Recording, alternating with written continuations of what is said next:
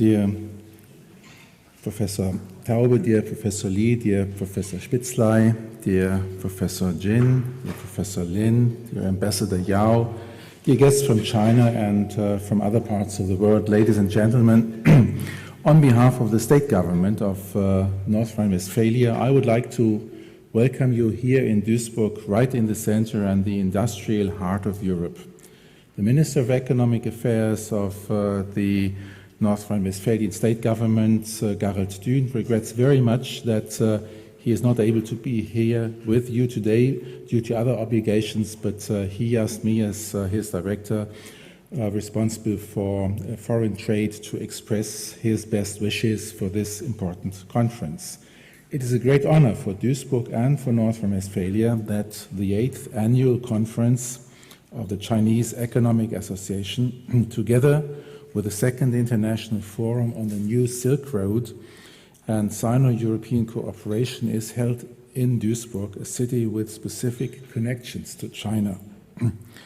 I would like to mention the various academic and cultural institutes dealing with Chinese affairs, and in particular the In-East Institute of East Asian Studies at the University of Duisburg-Essen, the co-organizer of this conference. But I also want to mention the Yujinu railway link. It links the cities of Duisburg and Chongqing in the southwest of China with directly operating freight trains several times a week, and it symbolizes the new Silk Road more than anything else. 2 years ago, during a visit to Germany, President Xi Jinping attended the arrival of a train coming directly from China, and this demonstrates the political and economic importance of this project. In the last years, North Rhine-Westphalia and China have established close economic ties.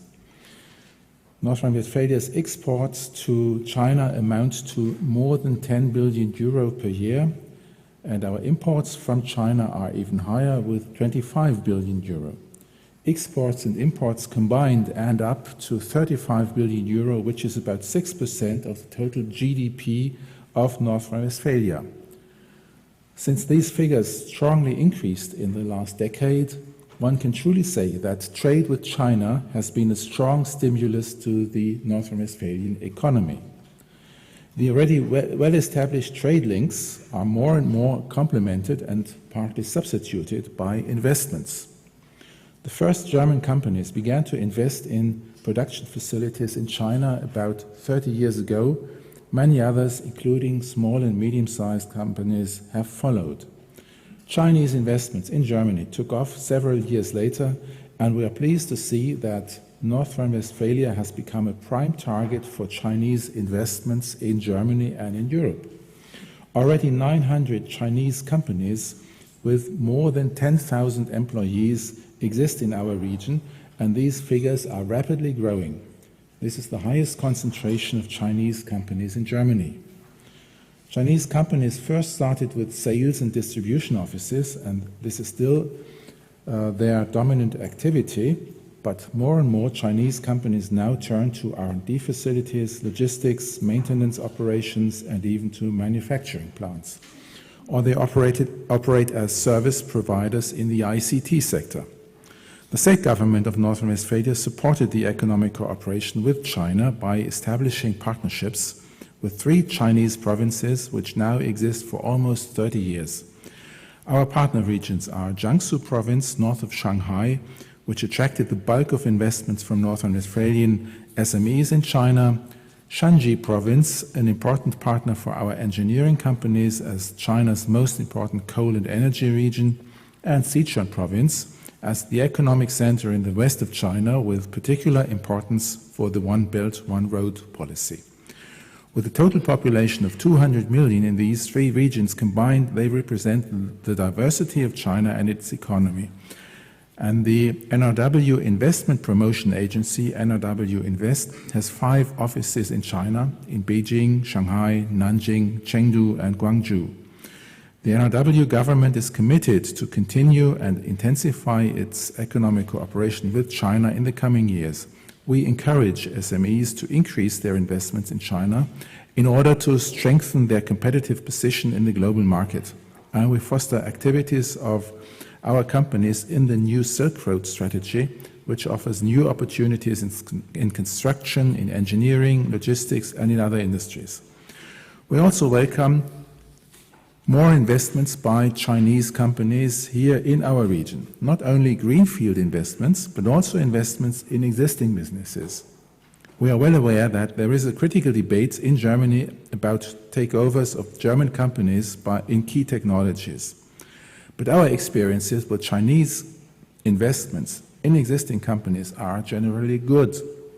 There are several examples of North Rhine-Westphalian companies which benefited from the injection of capital by their new Chinese owners and from the access to new Chinese customers facilitated by them.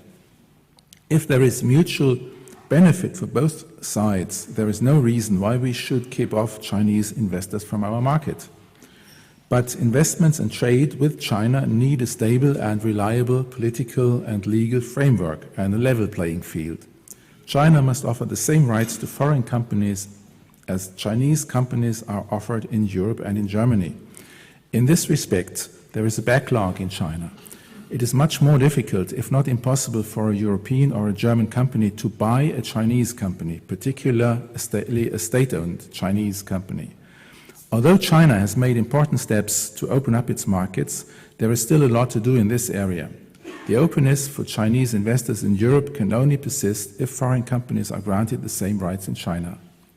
That is what the current status of market economy debate within the WTO framework is about.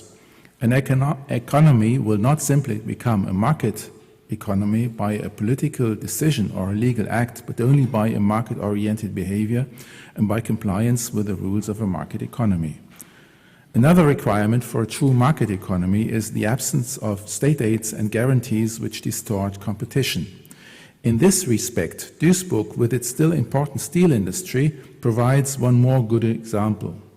The steel industry here in Duisburg suffers heavily under the excess capacities of Chinese steel producers and steel producers from other parts of the world, which lead to a flooding of markets at prices that would not be sustainable without guarantees and assumption of costs by Chinese state authorities. And in this regard, some Chinese companies do not yet fully behave in a way which we feel as consistent with the rules of a market economy. So there are huge opportunities, but also some threats for the economic cooperation between China and Europe. This conference, with its impressive number of presentations, will certainly provide important contributions and answers to the various issues of this subject. So I would like to say thank you to the organizers for hosting this conference, and I wish that the presentations will bring important new insights and lively debates. Thank you for your attention.